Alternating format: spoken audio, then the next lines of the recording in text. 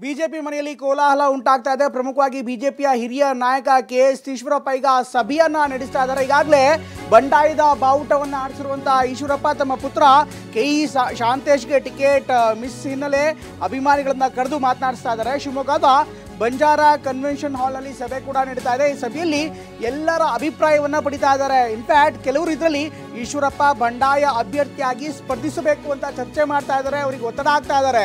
ಇನ್ನು ಕೆಲವರು ಮೋದಿ ಪ್ರಧಾನಮಂತ್ರಿ ಆಗಬೇಕು, ಆದರೆ ನಾವು ಈಶ್ವರಪ್ಪ ಪರ ಕೂಡ ಇರ್ತೀವಿ ಅನ್ನುವಂಥ ಮಾತನ್ನ ಕೂಡ ಹೇಳ್ತಿದ್ದಾರೆ. ಕೆಲವೇ ಕ್ಷಣಗಳಲ್ಲಿ ಈಶ್ವರಪ್ಪ ತಮ್ಮ ನಿರ್ಧಾರವನ್ನ ಪ್ರಕಟಿಸ್ತಾರೆ. ಒಟ್ಟಲ್ಲಿ ಈ ಒಂದು ಬೆಳವಣಿಗೆ ಏನಿದೆ, ಇನ್ಫ್ಯಾಕ್ಟ್ ಈಶ್ವರಪ್ಪ ಅವರ ನಿರ್ಧಾರ ಏನಾಗಿರುತ್ತೆ, ಅವರು ಶಿವಮೊಗ್ಗದಿಂದ ಸ್ಪರ್ಧೆ ಮಾಡ್ತಾರೆ, ಅವರ ಪುತ್ರ ಹಾವೇರಿಯಿಂದ ಸ್ಪರ್ಧೆ ಮಾಡ್ತಾರೆ, ಇದೆಲ್ಲವೂ ಕೂಡ ದೊಡ್ಡ ಚರ್ಚೆ ಆಗ್ತಾ ಇದೆ. ಅವರ ಅಭಿಮಾನಿಗಳು, ಅವರ ಬೆಂಬಲಿಗರು ಎಲ್ಲರೂ ಕೂಡ ಸಭೆಯಲ್ಲಿ ಇದ್ದಾರೆ. ಎಲ್ಲರೂ ಕೂಡ ಅವರವರದಂತ ಅಭಿಪ್ರಾಯವನ್ನ ವ್ಯಕ್ತಪಡಿಸ್ತಾ ಇದ್ದಾರೆ. ಹಾಗಾಗಿ ತಮ್ಮ ಶಕ್ತಿ ಪ್ರದರ್ಶನವನ್ನ ಈಶ್ವರಪ್ಪ ಈಗ ಮತ್ತೊಮ್ಮೆ ಮಾಡ್ತಿದ್ದಾರೆ. ಹೈಕಮಾಂಡ್ಗೂ ಕೂಡ ಒಂದು ಸಂದೇಶವನ್ನ ರವಾನೆ ಮಾಡ್ತಾ ಇದ್ದಾರೆ. ಇವತ್ತು ಬೆಳಗ್ಗೆಯಿಂದಲೇ ನಿರಂತರವಾಗಿ ಯಡಿಯೂರಪ್ಪನವ್ರ ವಿರುದ್ಧ ಮಾತನಾಡ್ತಾ ಇದ್ರು.